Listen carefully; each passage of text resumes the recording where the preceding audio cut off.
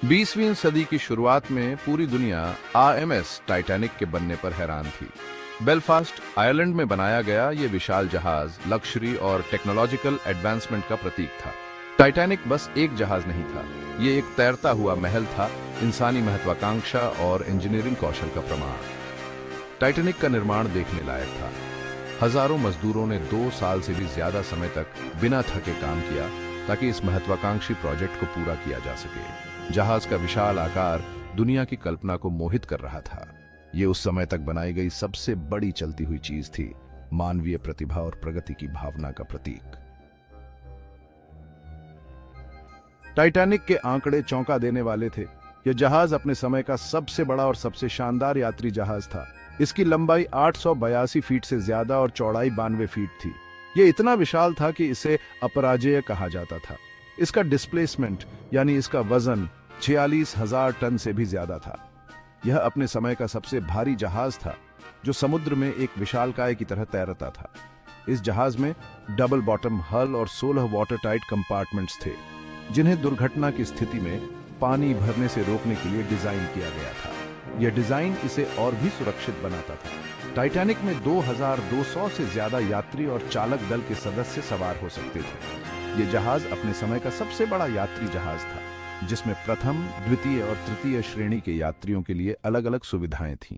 इसमें शक्तिशाली इंजन लगे थे जो इसे 23 समुद्री मील प्रति घंटे यानी लगभग 26 मील प्रति घंटे की रफ्तार से आगे बढ़ा सकते थे। यह गति उस समय के लिए बहुत तेज मानी जाती थी।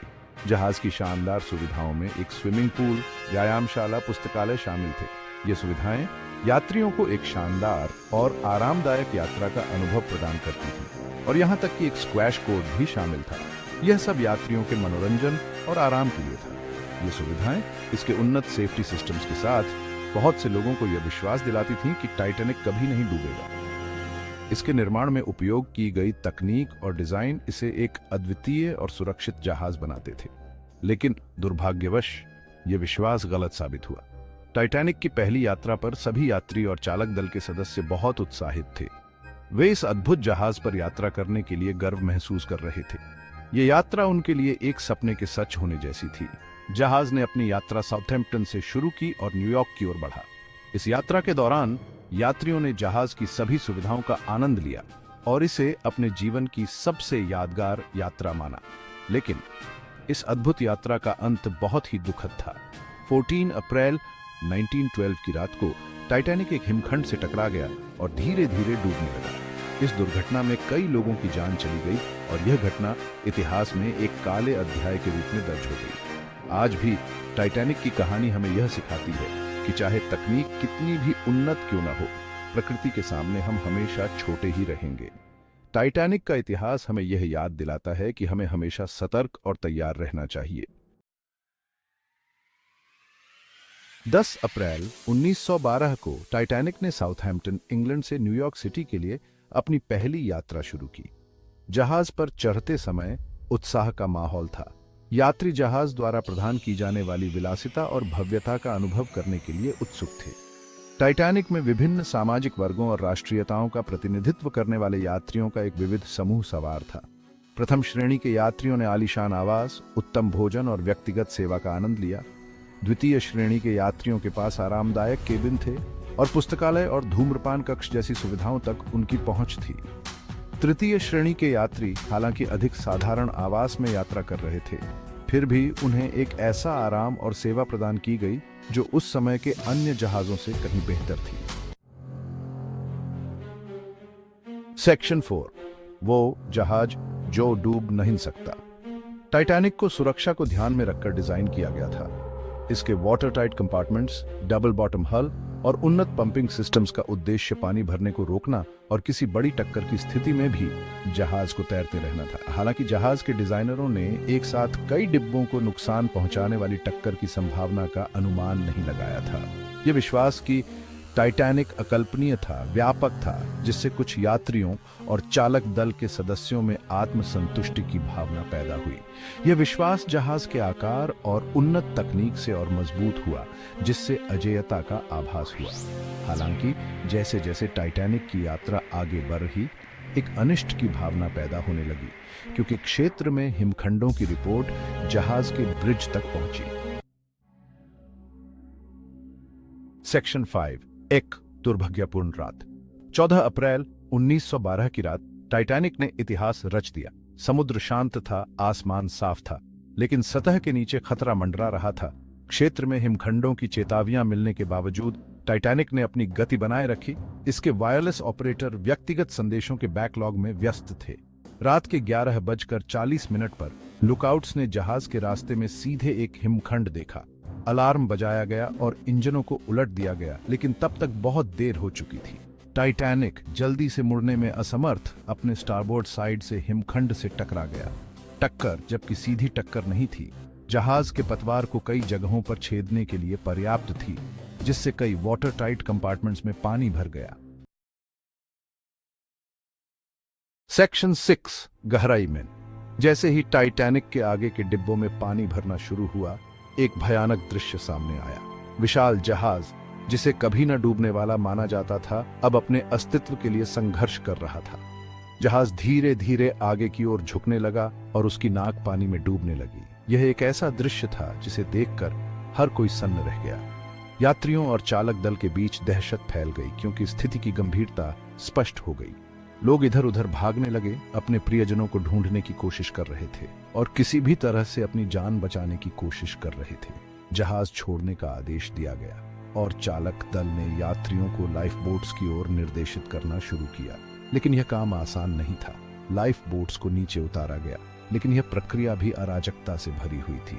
हर कोई पहले लाइफ बोट में चढ़ने की कोशिश कर रहा था, लेकिन जहाज पर सवार सभी लोगों को समायोजित करने के लिए पर्याप्त लाइफ बोट्स नहीं थे।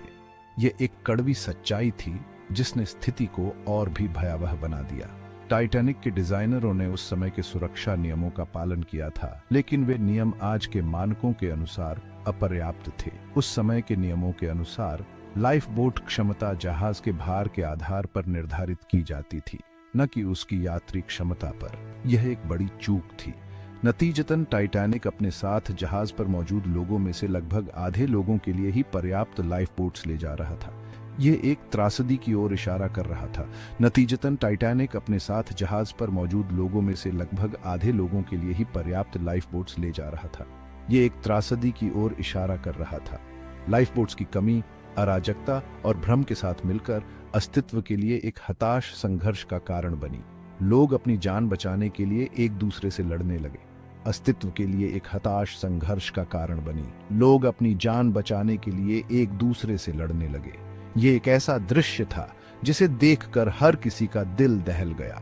टाइटैनिक का यह दुखद अंत एक यादगार घटना बन गया, जिसने समुद्री यात्रा के इतिहास को हमेशा के लिए बदल दिया। सेक्शन 7, वेकुटी के खिलाफ दाऊर। जैसे ही टाइटैनिक पानी में नीचे डूबता गया, एक भयानक दृश्य सामने आया। विशाल जहाज, जो कभी अजय माना जाता था, अब अंधेरे समुद्र में विलीन हो रहा था। हर गुजरते पल के साथ टाइटैनिक का एक और हिस्सा पानी में समा जाता था और उसके साथ ही सैकड़ों लोगों की उम्मीदें भी डूबती जा रही थीं। रात के अंधेरे में संकट के रॉकेट दागे गए, इस उम्मीद में कि आसपास के जहाजों का ध्यान आकर्षित हो सके। ये रॉकेट, जो आसमान में चमकते हुए एक आखिरी उम्मीद की किरण थे, दूर दूर तक दिखाई दे रहे थे। हर रॉकेट के साथ टाइटैनिक के बचे हुए लोग एक नई उम्मीद के साथ आसमान की ओर देखते थे कि शायद कोई जहाज उनकी मदद के लिए आएगा। वायरलेस ऑपरेटर ने मदद की गुहार लगाते हुए उन्मत्त संकट कॉल भेजे। उनकी दलीलें रेडियो तरंगों पर गूंज रही थीं। हर कॉल के साथ उनकी आवाज में बढ़ती हुई निराशा और हताशा साफ झलक रही थी। वे जानते थे कि समय बहुत कम था और मदद की जरूरत तुरंत थी।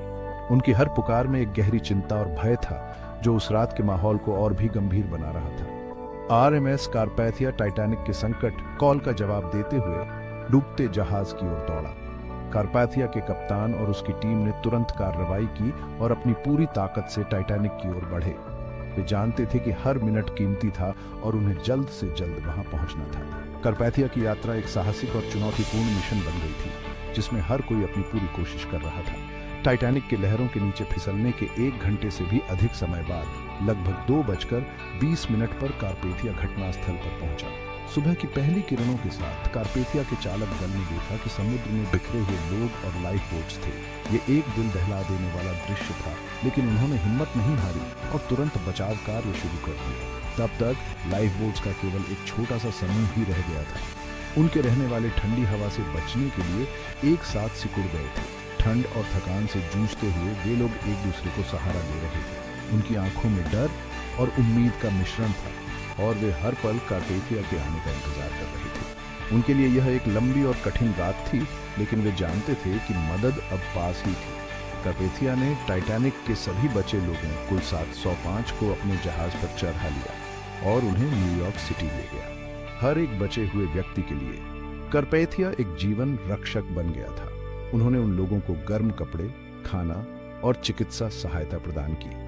कारपेथिया के चालक दल ने अपनी पूरी कोशिश की कि वे उन लोगों को सुरक्षित और आरामदायक महसूस कराएं। ये एक लंबी यात्रा थी, लेकिन अंततः वे सभी सुरक्षित रूप से न्यूयॉर्क सिटी पहुंच गए, जहां उनका स्वागत एक नए जीवन की उम्मीद के साथ किया गया।